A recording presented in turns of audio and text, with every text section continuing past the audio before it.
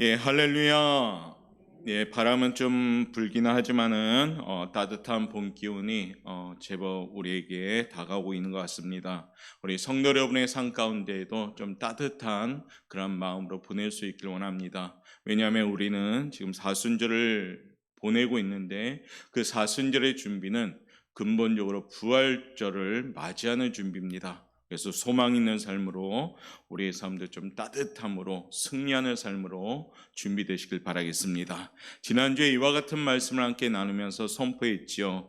예수님은 죽음을 이기시고 부활하셨습니다. 부활은 거짓말이 아니며 사실이며 지금도 여전히 그 역사적인 증거가 있다라고 말씀하셨습니다. 그러므로 우리 사랑하는 성도 여러분, 이 부활의 믿음, 소망을 품고 우리의 모습으로 증거하고 또한 말씀으로 증언하며 그 보혈의 공로를 자랑할 수 있는 성도들 되시길 바랍니다. 찬송가의 고백처럼 주의 보혈은 능력 있음을 믿습니다.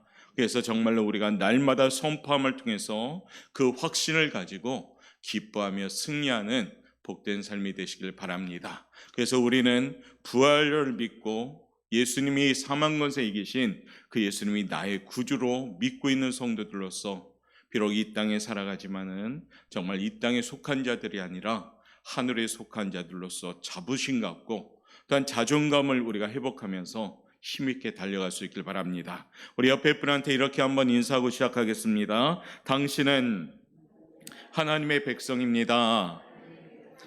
예, 당신들은 하나님의 백성입니다. 우리는 하나님의 백성입니다. 그러므로 우리가 소망을 가지고 좀 살아갈 수 있길 원합니다. 주전 490년에 페르시아와 어떤 그리스가 전쟁을 하게 됩니다. 페르시아군은 승승장구하면서 아테네를 향해서 막 쳐들어왔지요. 결국 한 광야에서 아테네군과 페르시아군 사이에 아주 대격전이 벌어집니다. 아테네는 나라의 존망이 달려 있었습니다. 그래서 이 전투에서 정말 승리할 수밖에 없는 그러한 처절한 전쟁이었죠. 결국에 이 전투에서 크게 아테네가 승리하게 됩니다. 그래서 결국에 나라를 지키게 되었죠. 이때 페이디피데스라는 한 용사가 있었는데 이 소식을 본국에 알리기 위해서 40km의 길을 쉼없이 달려가기 시작합니다. 결국에 그 본국에 가서 우리 그리스가 이겼습니다 라고 외치고 그 자리에서 숨을 거두었습니다. 쉴 새 없이 달려오다 보니까요 탈진한 거죠. 이 전투가 벌어진 평원의 이름은 여러분이 잘 아는 마라톤이라는 평원입니다. 그래서 이 유래가 되어서 오늘날 경기를 하는데 마라톤 경기를 하고 있는 겁니다. 승경보를 전하기 위해 숨이 끊어지도록 달려간 용사의 심정이 어떨까요? 우리가 공감할 수 있는 그런 마음인 것 같습니다. 이 승리의 소식을 사랑하는 아테네 국민들에게 간절히 전하고 싶었습니다. 왜냐하면 궁금해서 아테네 국민들이 기다리고 있었기 때문입니다. 그래서 페이디피데스라는 사람은 자신의 목숨을 내걸고 이 승리의 소식을 전하게 된 겁니다. 이 승리의 소식을 헬라 사람들은 뭐라고 표현했냐면 유앙겔리온이라는 헬라어를 씁니다. 이것을 번역하면 복음이라는 뜻입니다. 말하자면 이 소식은 아주 기쁜 소식이기에 복음이다라고 전할 수가 있는 겁니다. 우리의 신앙적인 용어로도 이 복음이라는 단어를 많이 씁니다. 전도하는 것을 복음을 전한다라고 표현합니다. 원래 복음이라는 말은 어떤 말입니까? 기쁜 소식, 좋은 소식을 뜻합니다. 이 말이 어떨 때 가장 많이 쓰이냐면 오늘 예화를 들었듯이 전쟁에 승리한 소식을 전할 때 또 많이 쓰이고 더 많이 쓰이는 것은 언제 쓰이냐면 새 왕이 즉위식할 때 이 소식이 전해지게 됩니다. 왜냐하면 새 왕이 즉위하면 나라가 바뀌고 더 좋아질 것을 기대감을 가지고 있기 때문에 새 왕이 즉위하는 것을 좋은 소식이다라고 표현합니다. 그러면 우리가 말하는 복음에도 이렇게 두 가지의 성질이 있습니다. 즉 새 왕이 즉위하는 뜻도 있고 전쟁에서 승리하는 뜻도 있습니다. 그렇기 때문에 우리가 전하는 이 소식이 바로 복음입니다. 하나님의 아들인 예수님이 우리를 구원하실 왕으로 이 땅에 오셨으므로 우리는 왕으로서 즉위하심의 기쁜 소식을 전한 겁니다. 또한 예수님이 오신 것이 복음이며 예수님이 사망 권세를 이기시고 승리하였기 때문에 이 소식이 복음인 것입니다. 예수님은 우리를 억압했던 사탄, 죄와 사망에서 승리하신 분입니다. 그래서 우리를 죄와 사망에서 해방시켜 주시고 하나님 나라의 백성이 되게 하셨습니다. 예수님을 믿기 전에는 우리는 진노의 자녀였습니다. 또한 악인의 반열에 서 있던 사람들이었습니다. 그러나 예수님이 나를 살려주셔서 예수님을 구주로 영접하였기에 우리는 의인의 반열에 서게 되었고 바로 천국의 자격을 갖게 된 겁니다. 그러므로 이 소식이 얼마나 좋은 소식입니까? 당신은 살아났습니다라는 소식입니다. 당신은 이제 영원한 생명을 가졌습니다라는 소식입니다. 그러니까 이것을 기쁘게 또한 가장 강력하게 선포해야 되는 복음인 겁니다. 기독교에서 가장 중요한 절기가 있는데 두 가지의 절기가 있습니다. 한 가지는 성탄절이고 한 가지는 부활절입니다. 왜 이것이 중요할까요? 복음의 핵심이기 때문입니다. 성탄절은 이 땅에 하나님의 언약의 구원의 약속을 시작하는 출발점이고 그 언약의 약속을 증거로 나타내는 절기가 부활절입니다.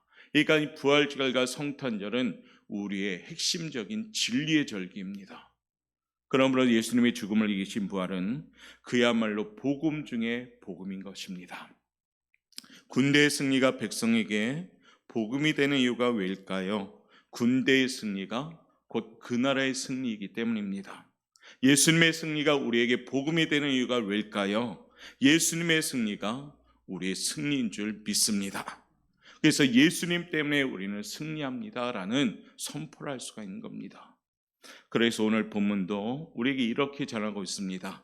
우리 57절 말씀 한번 다 같이 한번 우리 읽도록 하겠습니다. 57절입니다. 시작. 우리 주 예수 그리스도로 말미암아 우리에게 승리를 주시는 하나님께 감사하노니 아멘. 우리 주 예수 그리스도로 말미암아 우리에게 승리를 주신 하나님께 감사하노라. 예수님의 부활로 우리가 죽음에서 승리한 것입니다.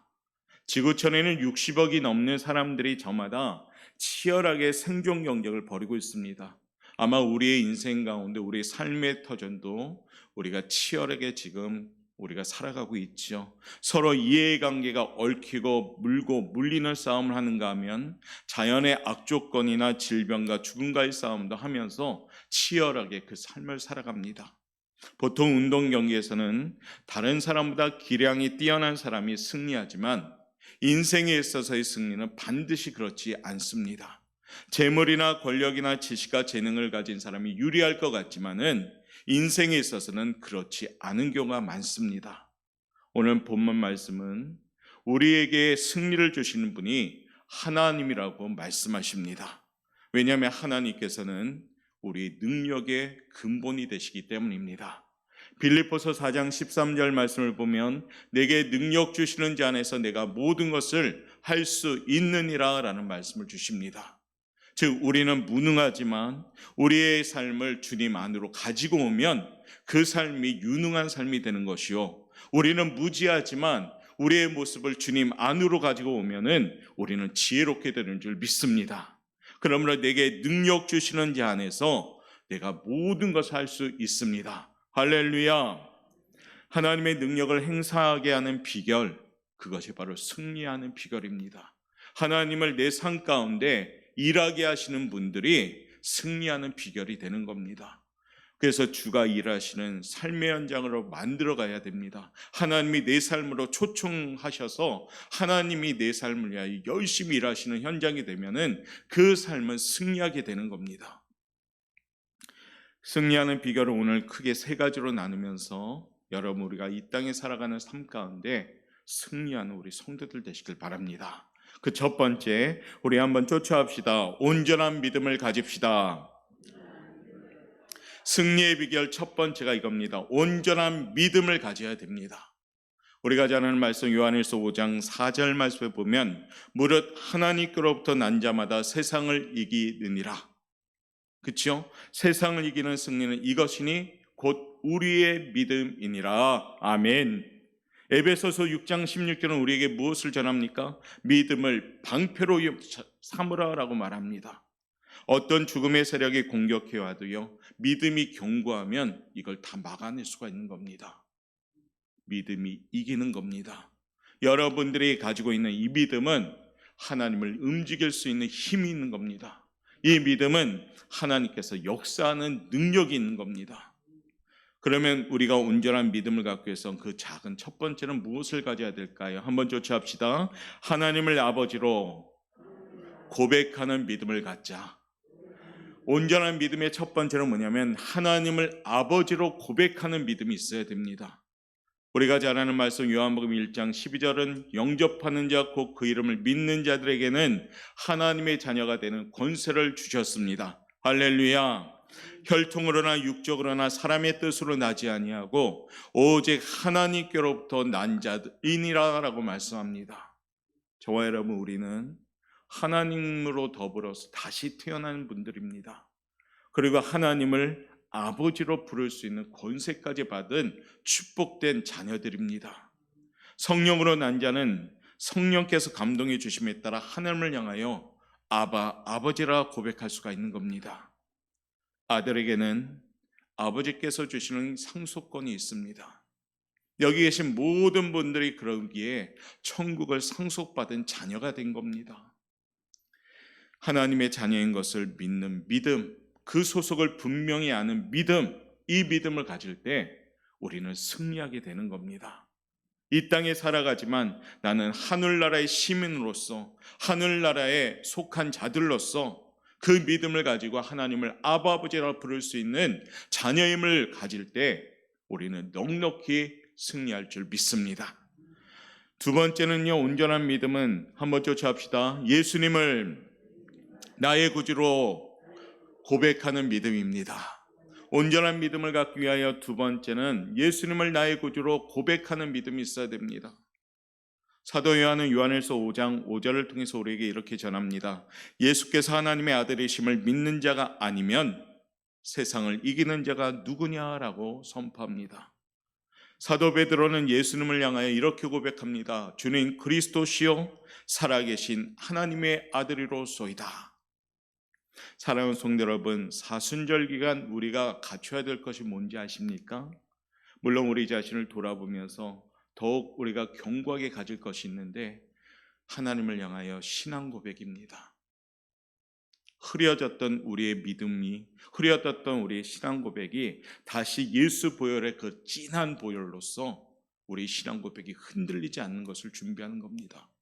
마치 사도 베드로처럼 주는 그리스도시요 살아계신 하나님의 아들입니다라는 고백이 우리의 삶 가운데 다시금 나타나야 되는 겁니다. 사순절 기간 우리들이 더욱더 든든히 다듬을 것, 예수님을 구주로 믿는 신앙 고백, 예수님을 시인하는 믿음, 이 믿음을 소유할 수 있길 바랍니다. 그래야 할 때 우리는 베드로와 같이 믿음의 고백으로 승리할 줄 믿습니다. 온전한 믿음의 두 번째는 뭐냐? 예수님을 구주로 고백하는 믿음이 있어야 됩니다. 예수님을 시인하는 믿음이 있을 때 그 믿음을 온전한 믿음이라고 합니다. 너희가 나를 시인하면 나 또한 아버지 앞에서 너희를 시인할 것이다. 너희가 나를 부인하면 나 또한 아버지 앞에서 너희를 부인하리라 말씀하신 것처럼 우리가 매 순간순간 예수님을 향하여 고백할 수 있는 신앙 고백의 성도들이 될 때 우리는 온전한 믿음을 승리할 줄 믿습니다. 세 번째 온전한 믿음은요, 한번 쫓아합시다. 거룩한 공예에 대한 신앙입니다.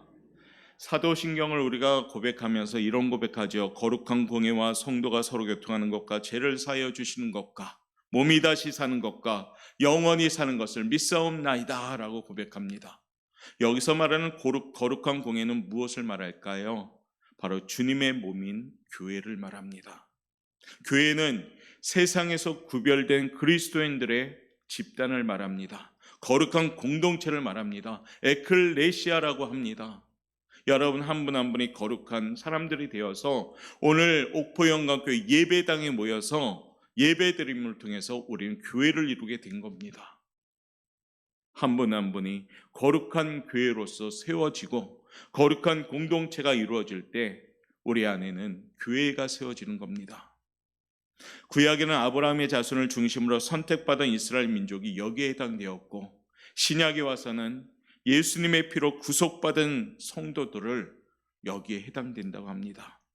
바로 저와 여러분이 해당된 거죠. 예수님은 처음 지상의 자기 교회의 설립을 선언하시면서 음부의 권세가 이기지 못하리라라고 선포하셨습니다. 교회는 성령님이 활동하는 공간입니다. 교회는 성령님의 충만함을 통해서 성령님의 역사가 나타나는 공간이 되어야 됩니다. 우리 교회도 기도하는 성도님들로, 예배드리는 성도님들로 가득 차서요, 이 공간이 성령 충만한 공간이 되시길 바라겠습니다. 그게 바로 온전한 믿음을 소유하는 교회가 되는 겁니다. 교회에 지치되는 성도들이 집요한 마귀의 공격에도 끄떡없이 이겨낼 수가 있는 이유가 여기에 있습니다. 요즘 새벽에 많은 성도들이 와서 기도하는 모습을 보니까 참 제가 힘이 납니다. 지금 수요 예배 인원하고 거의 비슷한 것 같아요. 요즘 새벽에 나온 인원이.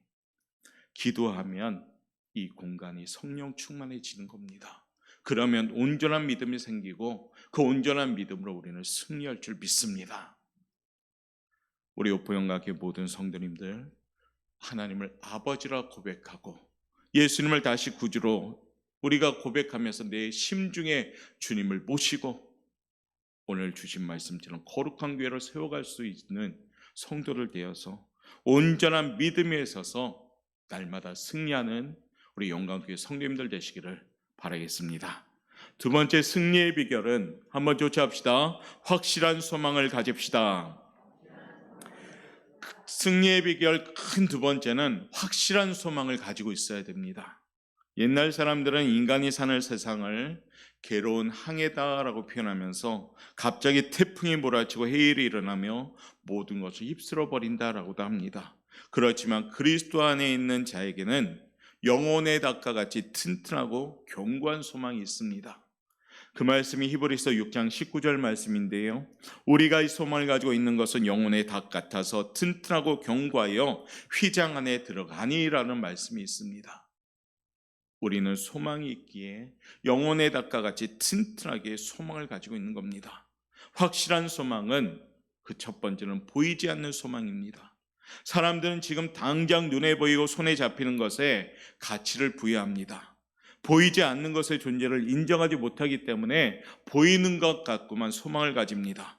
그렇지만 신령한 눈을 가진 사람들은 보이지 않는 실체를 손에 잡은 것처럼 믿고 즐거워하는 겁니다. 산상보훈의 말씀들도, 이 팔복의 내용들도 보이는 복이 아니라 보이지 않는 복들입니다. 그러니까 그 복을 깨달은 사람들은 어떻습니까? 만족함이 오는 겁니다. 소망은 당장 눈앞에 나타나는 현재의 것이 아니라 다가올 미래의 것인 것입니다. 히브리서 11장 1절에 보면 믿음은 바라는 것들의 실상이요 보이지 않는 것들의 증거라고 말씀합니다. 사랑하는 성도 여러분, 우리가 확실한 소망을 갖는 것은 먼저 믿음의 눈을 떠서 볼 수 있어야 된다는 겁니다. 그래서 보이지 않는 소망을 가질 때 그 소망이 확실한 소망이 되는 겁니다. 그러므로 이 밤에도 기도하면서 하나님이 주시는 그 믿음의 눈이 열려짐을 통해서 보이지 않는 것들을 볼 수 있는 확실한 소망을 가진 우리 성도들 되시길 바라겠습니다.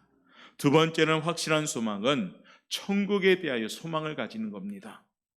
세상의 모든 인간은 육체의 수명이 닿는 날 죽음을 맞이합니다.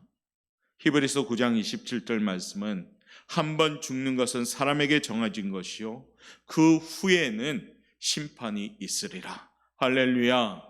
믿으십니까? 우리는 다 죽습니다. 그런데 죽는 것이 중요한 것이 아니라 그 후에 뭐가 있냐면 심판이 있는 겁니다. 그러면 지금 이 땅에 살아가는 것은 어쩌면 하나님이 주시는 기회입니다. 이 기회를 낭비해서는 안 됩니다. 정말로 세월을 아끼라 때가 악하니라 이런 말씀처럼 우리가 살아감에 있어서 목적이 하나님을 향하는 목적이 돼야 된다는 겁니다. 돈 버는 것도, 사업 잘 되는 것도, 성공하는 것도 나를 위함이 아니라 하나님의 영광을 위한 것이 돼야 되는 겁니다. 그것이 확실한 소망을 가진 자들의 모습입니다. 왜냐하면 한 번 죽는 것은 사람에게 정해진 것인데 우리가 예수 믿는 것은 뭡니까? 나는 이미 죽노라입니다. 우리가 살아가는 방법이 아니라 내가 어떤 죽음을 준비하느냐가 신앙생활이 돼야 됩니다. 그리스도 안에서 잘 우리가 어떤 육신의 죽음을 맞이할 때 그 사람을 신앙생활 잘 하는 사람이라고 합니다. 인간뿐 아니라 세상에 있는 모든 것들도요, 다 세잔해집니다. 성경 우리에게 말하죠. 이사야 40장 6절부터 7절입니다. 모든 육체는 풀이요 그의 모든 아름다운 들의 꽃과 같으니 푸른 마르고 꽃이 시듬은 여호와의 기운이 그 위에 붐이라. 이 백성은 실로 풀이로다. 시간이 지나고 또한 세월이 지나면 우리 사람들도 겉사람이 후패하지만은 세상의 만상들도 전부 시들어 버립니다. 그러면 우리가 이 사순절기가 무엇을 준비해야 될까요? 우리의 속사람을 준비해야 되는 겁니다. 어차피 나이가 들어서 겉사람은 늙어질 수밖에 없습니다. 연약해질 수밖에 없고요. 또한 이 관절도 아프고 눈도 안 보이고 그렇습니다. 그러나 겉사람은 후패하는 것이 맞죠. 그러나 속사람은 날마다 건강하셔야 된다는 겁니다. 중요한 것이 어디입니까? 나의 속사람이기 때문입니다. 사순절은 그런 의미에서 그 속사람을 강하게 하는 준비를 하셔야 되는 겁니다. 신앙생활에 그동안 물음표를 찍었던 나의 연약함이 있었다면 이제 하나님을 향하여 느낌표를 찍는 신뢰함을 가지고 있어야 된다는 겁니다. 사도 바울은 모든 인생에게 최종적인 절망을 안겨주는 죽음의 문제를 오늘 취급하고 있습니다. 죽음에 대해서 무엇이라고 표현합니까? 오늘 56절 말씀 우리 한번 읽어보겠습니다. 시작. 사망이 쏘는 것은 죄요 죄의 권능은 율법이라. 사망이 지배하는 것처럼 그것은 죄가 된다는 겁니다. 율법이고 죄의 권능은 율법에 의해서 판단된다는 겁니다. 그러면 우리가 준비할 것은 뭡니까? 복된 죽음을 준비해야 되는 겁니다. 사망이 우리한테 강력한 힘을 갖는 것이 아니라 우리는 영생을 가진 사람들로서 이 죽음을 이겨나갈 수 있는 겁니다. 예수님이 무덤에서 살아나심으로 우리로 하여금 이 죽음의 공포에서 벗어나게 하셨습니다. 이와 같은 그리스도의 보장을 믿는 사람은 어떤 절망적인 상황이 와도 우리가 무너지지 않게 되는 겁니다. 우리가 갖고 있는 부활의 믿음은 이 죽음을 이긴 믿음이기 때문입니다. 성경 고린도후서 4장 6절부터 우리에게 이렇게 전합니다. 우리가 사방으로 오겨삼을 당하여도 쌓이지 아니하며 답답한 일을 당하여도 낙심하지 아니하며 박해를 받아도 버림받지 아니하며 거꾸로 뜨림을 당하여도 망하지 않는 것은 예수의 생명이 우리를 보증해 주기 때문이다 라고 말씀하는 겁니다. 예수의 생명이 우리를 보증하고 있는 겁니다. 그래서 이 땅에 살아가지만 우리가 힘들고 어려워도 넘어지고 자빠지지 않고 낙심하지 않는 이유는 예수의 그 생명, 승리하시는 그 생명이 나를 보장해 주기 때문입니다. 사랑하는 성도 여러분, 승리의 비결 두 번째, 이 확실한 소망을 꼭 소유할 수 있길 원합니다. 나는 비록 육신은 죽을지라도 영원한 생명을 가지고 저 천국을 갈 수 있다는 소망. 나의 소망은 믿음으로 바라보는 보이지 않는 것들을 볼 수 있는 확실한 소망, 하나님이 약속한 언약의 소망이 있음을 우리가 깨달을 때 우리 이 땅에 살아갈 때 소망적인 삶을 살 수가 있는 겁니다. 우리 사랑하는 성도들, 그 확실한 소망을 소유함을 통해서 날마다 승리하는 우리 성도들 되시길 바랍니다. 세 번째 승리의 비결은 한번 쫓아합시다. 진실된 사랑을 가집시다. 진실된 사랑이 내 안에 있어야 됩니다. 진실된 사랑만이 세상을 이기게 하는 힘이 있습니다. 로마서 8장 37절은 우리에게 이렇게 힘있는 말씀을 전하는데요. 이 모든 일에 우리를 사랑하시는 이로 말미암아 우리가 넉넉히 이기느니라. 할렐루야. 주님이 우리를 사랑하심으로 말미암아 우리는 넉넉히 이길 수 있는 겁니다. 왜냐하면 그 사랑으로요. 진실된 사랑은 그 첫 번째는 그리스도의 사랑입니다. 성경적인 사랑은 조건 없이 주는 것이고 자기를 희생하는 사랑이지만 이 사랑은 창이나 칼보다도 더 위대하고 힘 있는 그런 사랑입니다. 겟세마네 동산에서 예수님을 잡으러 온 많은 무리들이 몽둥이와 칼을 가지고 왔습니다. 그때 예수님과 만나면서 예수님이 말씀하셨어요. 이렇게 말씀하십니다. 내가 그니라라고 말씀하실 때 그 많은 무리들이 어떻게 했냐면 뒷걸음치면서 엎드러져 버렸어요. 왜냐하면 예수님의 그 위대하심에 순간 그들은 굴복한 거죠. 그 사랑의 힘은 마귀의 사슬에 얽매인 자기 백성을 구하여 냅니다. 그리스도인을 모조리 죽이려고 미친 듯이 달려갔던 청년 사울도 다메섹 도색에서 예수님을 만나자 어떻게 됩니까? 엎드러져 버렸습니다. 훗날 그는 그리스도의 사랑이 우리를 강건하시는도다라고 고백합니다. 강건이라는 뜻이 뭔가요? 앞에서 잡아 끌고 간다는 뜻입니다. 주님의 사랑이 우리를 잡아 끌고 가고 있는 겁니다. 그러기에 우리는 승리할 수가 있습니다. 근데 가끔은요, 주님이 앞에서 끌고 가셔야 되는데 자꾸 주님보다 우리가 앞설 때가 있죠. 그러다 보니까 사랑이 없어집니다. 내 감정이 나올 때도 있습니다. 주님의 사랑이 나를 이끌어 가야 되는데 내 감정대로 살다 보니까 넘어지고 실패하고 또한 불만과 불평이 생길 수밖에 없습니다. 우리가 진실된 그리스도의 사랑으로 나아갈 때 우리의 삶은 승리할 수가 있습니다. 그 사랑에 이끌리는 사람은 어떠한 어려움이 올지라도 굴복하지 않고 승리하게 되는 줄 믿습니다. 예수의 온전한 사랑에 힘입어서요, 십자가의 길을 걸어갈 수 있는 성도들 되시길 바랍니다. 그 사랑은 그 능력으로 우리가 승리할 수가 있습니다. 예수님의 사랑이 얼마나 위대하십니까? 그 사랑이 내 앞에서 이끌어 가신다면 당연히 우리는 승리한 겁니다.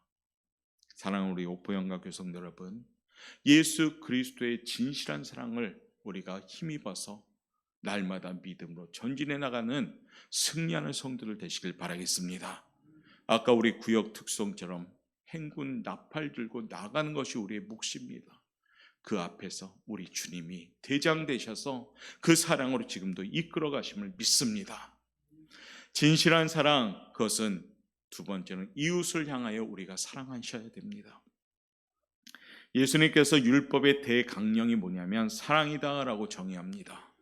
그 내용은 마음과 뜻과 목숨을 다해 하나님을 사랑하고 동시에 이웃을 자기 몸처럼 사랑하라라고 말씀하셨습니다. 사랑은 따뜻한 가슴에서 우러나오는 것입니다. 다른 사람의 마음을 그렇기에 따뜻하게 하고 삶을 풍성하게 하는 겁니다. 예수 믿는 사람들의 대표적인 특징이 뭐냐면 사랑입니다. 야, 그 사람이 교회 다니는 애들이 바뀌었다.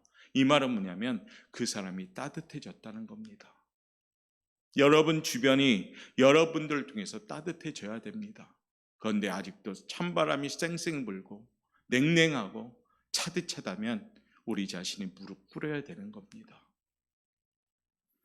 사랑하는 마음이 행동으로 옮겨질 때 적과 아군이 구별이 없어집니다. 어떤 장애물이나 막힘담도 사랑이 있으면 다 허물어집니다. 그러므로 사순절을 보냄에 있어서 내 안에 있는 가시를 먼저 없애시길 바랍니다. 그 가시가 찔려서 우리 주변들을 아프게 한다면 우리는 진실한 그리스도인이 되는 것이 아닙니다. 예수님처럼 닮아가기 위해서 대표적인 것이 뭐냐? 사랑입니다. 예수님의 그 사랑을 본받아서요, 우리 정말 온유한 사람으로 이웃을 대할 수 있는 사람들 되시길 바랍니다. 내 안에 있는 미움, 다툼, 시기, 질투, 이기적인 것, 교만한 것, 오만한 것, 불평, 부정적인 것, 이런 것들은 다 죽이라라고 하나님 말씀하셨습니다. 사순절은 이런 것들을 다 죽이고 버려짐을 통해서 예수님 그 사랑을 진실하게 품는 성도들 되시길 바랍니다. 진실한 사랑을 가질 때 우리는 승리할 수가 있습니다. 나를 통하여 이웃들이 주변이 따뜻해져야 되고 나를 통하여 예수의 그 사랑을 체험할 수 있도록 여러분의 진실한 그 사랑이 우리에게 있어야 된다는 겁니다. 진실한 사랑은 이웃을 향한 사랑임을 기억하시고 새 계명인 서로 사랑하라, 이 실천을 할 수 있는 우리 성도들 되시길 바라겠습니다. 그런 의미에서 옆에 분한테 인사합시다. 사랑합니다. 축복합니다. 진실한 사랑 세 번째는 어떻게 해야 되는가? 사랑의 힘으로 못할 것이 없다라고 정의할 수가 있습니다. 우리가 신령한 은사를 받아서 우리가 고린도전서 13장 사랑장 그때 구체적으로 나누었잖아요. 예언도 폐하고 방언도 하고 이적을 행하더라도 사랑이 없으면 소리나는 굴이 울리는 꽹과리에 불과하다는 겁니다. 태산을 옮길 믿음이 있고 자기 몸을 불사르게 내어주는 희생정신을 발휘한다 할지라도 사랑이 결여되어 있다면 아무 소용이 없다라는 겁니다. 사랑은 모든 것의 완성이기 때문입니다. 사순절은 우리가 주님의 그 사랑을 닮아가는 것이에요. 주님의 그 고난을 생각하면서 그 사랑을 내가 소유하기를 애쓰는 것이 사순절입니다. 말 한마디 한마디도 남을 위하여 사랑하는 언어로 사용하는 것이고 행동 하나하나에도 남을 배려하는 행동이 돼야 되고 그리할 때 우리는 주님을 닮아갈 수가 있는 거고 거기에 승리하는 현장이 되는 겁니다. 고린도 13장 사랑장이 주셨던 그 은혜를 우리가 꼭 기억하시고 사랑이 없으면 아무것도 아니다, 이것을 꼭 기억하시길 바랍니다. 그래서 예수님 그 사랑 본받고 십자가 그 사랑에 힘입어서 나아갈 때 우리의 발걸음에는 어느새 승리하는 현장이 될 줄 믿습니다. 말씀을 마무리합니다. 누가 이기게 되느냐 하면 하나님이 손들어 주시는 사람이 이깁니다. 건투할 때에도요, 누가 이깁니까? 심판관이 손들어 주는 사람이 이깁니다. 이 세상에도 마찬가지입니다. 절대 주권을 가진 하나님이 내 손을 들어주면 우리는 승리하는 겁니다. 하나님이 손들어 주실 때, 하나님이 함께 하실 때 우리는 승리합니다. 모세가 아말렉 전쟁에서 두 손을 높이 들었을 때 이스라엘이 승리했지요. 그러나 그 팔이 내려왔을 때는 이스라엘이 패배하기 시작합니다. 그때 아론과 홀이 모세의 팔을 잡아주면서 함께 손을 들었더니 거기에서 큰 승리가 나타난 겁니다. 사랑하는 성도 여러분, 사순절을 보내면서 우리 오포영광교회도 내 팔이 무겁고 힘들 때 옆에 우리 같은 성도들 또한 잡아주고 서로 간에 같이 손을 올려서 하나님께 나아가고 또한 하나님이 내 손을 붙들고 올려준다면 승리할 줄 믿습니다. 성경의 아브람과 롯 중에 누가 이겼습니까? 아브람이 이겼습니다. 화려한 소돔과 고모라 땅을 택했던 롯, 가나안 땅 그냥 하나님의 언약을 믿고 나가는 아브람, 그 아브람이 하나님께 손을 들어서 승리했습니다. 이삭과 이스마엘 중에 누가 이겼습니까? 이삭이 이겼지요. 왜냐하면 하나님이 이삭의 손을 올려주셨기 때문입니다. 야곱과 에서 중에 누가 이겼습니까? 야곱이 이겼잖아요. 물론 인간적으로 기회적이고 일단 말하자면 되게 약삭빠른 그런 모습이 있지만은 나중에 하나님이 그걸 다 고쳐서 야곱을 손을 들어줍니다. 그러면서 야곱을 이스라엘이라 축복까지 주셨습니다. 다윗과 사울 누가 이겼습니까? 다윗이 이겼습니다. 살인죄까지 범했음에도 불구하고 하나님은 다윗이 늘 하나님의 마음에 합한 자로 세워지려고 애쓰는 그 모습을 보고 그의 눈물의 해가 있었기에 그 다윗 손을 높이 들어줬죠. 결국 다윗이 승리합니다. 사랑하는 성도 여러분, 우리 오포영광교회 성도 여러분들의 손을 하나님이 들어주시길 바랍니다. 내가 막 들려고 하면은 이 손은 들지라도 곧 떨어집니다. 내 힘으로 들 수 없는 승리의 손입니다. 하나님이 내 팔을 들어 올릴 때 우리는 승리할 수가 있습니다. 오늘 말씀처럼 57절에 이렇게 말하죠. 우리 주 예수 그리스도로 말미암아 우리에게 승리를 주신다라고 말씀하셨습니다. 내가 승리하는 것이 아니라 우리 주님이 승리하시는 겁니다. 내 삶 가운데 내가 아무리 애쓸지라도 거기에 하나님이 안 계신다면 거긴 실패 현장 됩니다. 조금 부족할지라도 거기에 하나님이 함께 동의한다면 때가 되면 반드시 복주고 복주며 번성케 하는 역사가 나타납니다. 이게 하나님의 방법이에요. 사랑하는 성도 여러분, 이제 말씀을 마무리합니다. 하나님이 주신 흔들림 없는 온전한 믿음을 소유하고, 일단 진실한 사랑을 소유하고, 일단 확실한 소망을 붙잡고 승리할 수 있길 바랍니다. 우리 주님 오늘도 마무리하면서 우리에게 전합니다. 우리 57절과 58절 읽고 마치도록 하겠습니다.